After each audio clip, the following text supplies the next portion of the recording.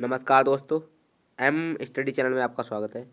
इस वीडियो में हम देखेंगे कुछ वर्ल्ड जीके के क्वेश्चंस। ठीक है, तो बहुत ही इंपॉर्टेंट होने वाला है ये वीडियो। तो चलिए शुरू करते हैं और वीडियो को कृपया पूरा देखें। ठीक है, तो पहला प्रश्न है, आकाशगंगा की मंदाकिनी सबसे पहले किसने देखी थी? तो इसका आंसर है गैलीलियो। ठीक है, तो गैलीलियो ने आकाशगंगा की मंदाकिनी सबसे पहले देखी थी। ठीक है, अगला प्रश्न लेते हैं, किस ग्रह को नीला ग्रह कहा जाता है? किस ग्रह को नीला ग्रह कहा जाता है? तो इसका आंसर है पृथ्वी, जो कि अपना ग्रह है। ठीक है, पृथ्वी जिसमें पानी बहुत होता है, इसलिए ये नीला दिखाई पड़ता है। ठीक है, अगला प्रश्न लेते हैं, कहाँ पर दिन और रात समान होते हैं?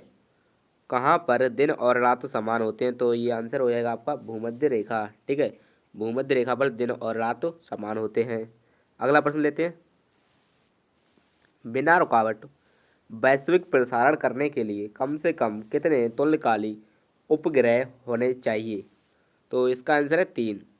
वैश्विक प्रसारण जो कि टीवी वगैरह चलते हैं ना, तो वो प्रसारण जो होता है टीवी पर, तो वो उसके लिए कम से कम 3 उपग्रह जरूरी होते हैं। ठीक है, अगला प्रश्न लेते हैं, कौन से ग्रह के चारों ओर घूमने वाले उपग्रह नहीं हैं? यानी कि कौन से जो ग्रह हैं जिनके अपने के उपग्रह नहीं हैं? तो आंसर हो जाएगा बुध और शुक्र।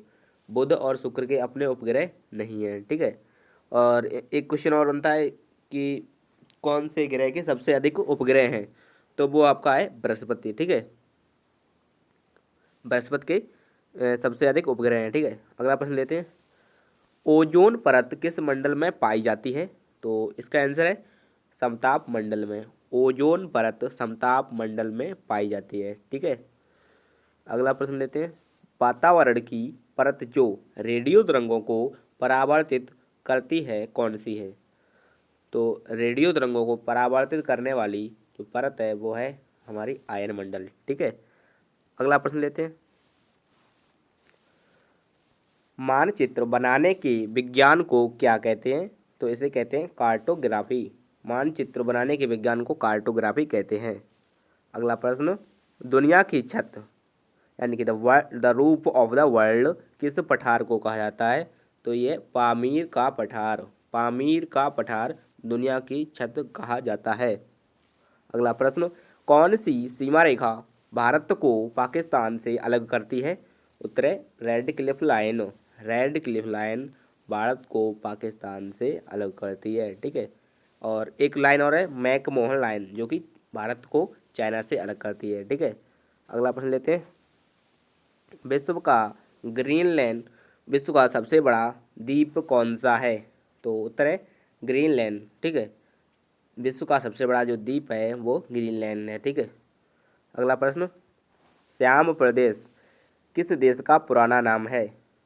तो थाईलैंड का पुराना नाम श्याम प्रदेश है। थाईलैंड का पुराना नाम श्याम प्रदेश है। अगला प्रश्न, अफ्रीका का सबसे बड़ा देश कौन सा है? तो अफ्रीका का सबसे बड़ा देश अल्जीरिया है। ठीक है, अफ्रीका का सबसे बड़ा देश अल्जीरिया है। अगला प्रश्न, ज्वालामुखी के कप के आकार के जो मुख होता है उसे क्या कहते हैं? तो उसे क्रेटर कहते हैं। ज्वालामुखी के कप के आकार के मुख को क्रेटर कहते हैं। अगला प्रश्न, भूकंप तीव्रता नापने वाले यंत्र को क्या कहते हैं? भूकंप की तीव्रता नापने वाले यंत्र को सिस्मोग्राफ कहते हैं। ठीक है, अगला प्रश्न लेते हैं, लाल मृदा में लाल रंग किसकी उपस्थिति के कारण होता है? उत्तर है आयरन यानी कि लोहा। लोहा की उपस्थिति के कारण मृदा का रंग लाल होता है।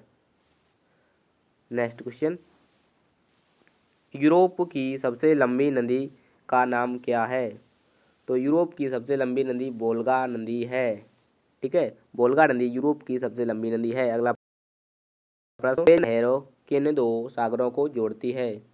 तो सुएज नहर भूमध्य सागर और लाल सागर को जोड़ती हैं। ठीक है, भूमध्य सागर और लाल सागर को सुएज नहर जोड़ती है।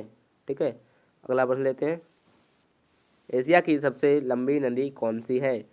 उत्तर है यांगटीसी नदी। यांगटीसी नदी एशिया की सबसे लंबी नदी है। अगला प्रश्न, कौन सी नदी भूमध्य रेखा को 2 बार काटती है? उत्तर है कांगो नदी। कांगो नदी भूमध्य रेखा को 2 बार काटती है। ठीक है, तो ये इस वीडियो का अंतिम प्रश्न था। मिलते हैं अगली वीडियो में, तब तक के लिए धन्यवाद। चैनल को सब्सक्राइब करना ना भूलें।